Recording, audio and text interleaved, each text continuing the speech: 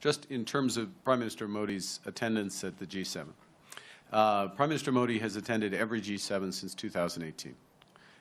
That is a reflection of the size of the Indian economy, the dynamism of the Indian economy, Indian technology, the leadership position India plays in a host of venues from G20 and beyond. So as chair of the G7, hosting the Prime Minister in that context is entirely natural, entirely consistent.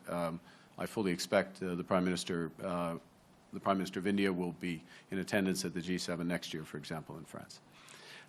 First thing. Secondly, in terms of the bilateral relationship, which is your question, I think the meeting today was important, but I would describe it as foundational, as a necessary first step, an exchange of views, frank, open exchange of views around law enforcement, transnational repression as two examples, an agreement to provide the necessary foundations to begin to rebuild a relationship based on mutual respect, sovereignty, trust.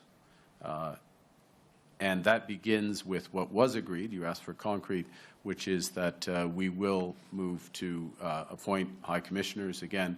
And let me just finish by putting that in context, which is there are very deep ties of people and businesses between Canada and India. It's well known. And they are not served at present by consular services, in effect, certainly by high commissioners. And it's necessary to have that level of service as a basis on which to build out, again, in the context of respect for sovereignty and to begin to realize the potential of the relationship. And we will, we're both committed to work towards that, but there's a lot of work that will need to be done.